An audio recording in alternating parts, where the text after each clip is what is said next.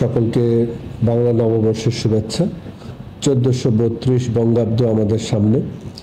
আমরা আগামী পয়লা নববর্ষ মানে পয়লা বৈশাখের যে নববর্ষ উদযাপন করবো, সেখানে কক্সবাজার জেলায় নানাবিধ বিস্তৃত কর্মসূচি নেওয়া হয়েছে।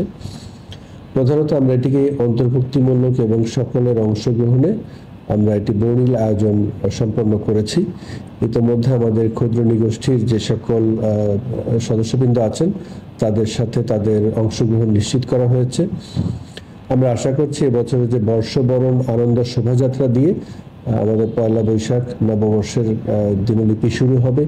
এরপর আমাদের কক্সবাজার লাবণী সমুদ্র সৈকতে মুক্ত মঞ্চে সেখানে আমাদের সাংস্কৃতিক অনুষ্ঠান এবং সেখানে লোকজ মেলা, পাশাপাশি স্থানীয় ঐতিহ্যবাহী যে খাবার এবং পণ্য এবং প্রসাধন এবং আমাদের যে পোশাক পরিচ্ছদ, সেগুলো একটি দৃশ্যমান একটি এক্সিবিশন থাকবে।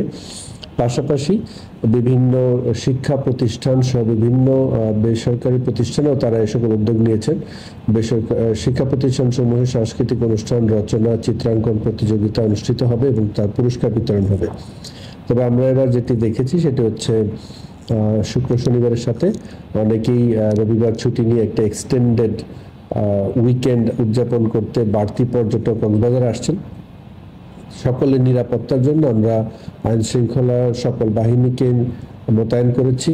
টহল চলছে, মোবাইল কোর্ট চলছে, বিভিন্ন খাদ্যপণ্যের দোকানগুলোতে আমাদের মনিটরিং এবং যে মান নিয়ন্ত্রণের যে কার্যক্রম সেগুলো চলছে। আমরা ইতিমধ্যে আরেকটি জিনিস জানিয়ে রাখতে চাই, কক্সবাজার জেলা প্রশাসন থেকে যে ভ্রমণিকা মোবাইল অ্যাপটি তৈরি করা হয়েছিল পর্যটকদের জন্য, সেই মোবাইল অ্যাপেরও নতুন কিছু ফিচার আমরা এই বাংলা নববর্ষ উদযাপন উপলক্ষে আমরা সেখানে রিলিজ করছি। এর সাথে সাথে এই ভ্রমণিকাতে যেমন নতুন কিছু বাড়তি সংযোজন আসছে, ট্যুরিস্ট বাস যেটা আছে আমাদের জেলা প্রশাসন থেকে, সেই বাসের টিকেটিংগুলো এখন অনলাইনে মোবাইল অ্যাপ দিয়ে করা যাবে, পেমেন্টও করা যাবে। পাশাপাশি লস্ট অ্যান্ড ফাউন্ড এছাড়া আরও বেশ কিছু দারুণ সারপ্রাইজিং এবং চমৎকার কিছু তো ফিচার এই ভ্রমণিকাতে যুক্ত হবে। সব মিলে আমরা আশা করছি কক্সবাজার এখানে স্থানীয় এবং যারা আমাদের সম্মানিত পর্যটক যারা আছেন তারা সকলে আমাদের এই বাংলা নববর্ষ উদযাপনে সামিল হবেন এবং আমরা চমৎকারভাবে একটি আয়োজন সম্পন্ন করতে পারবো।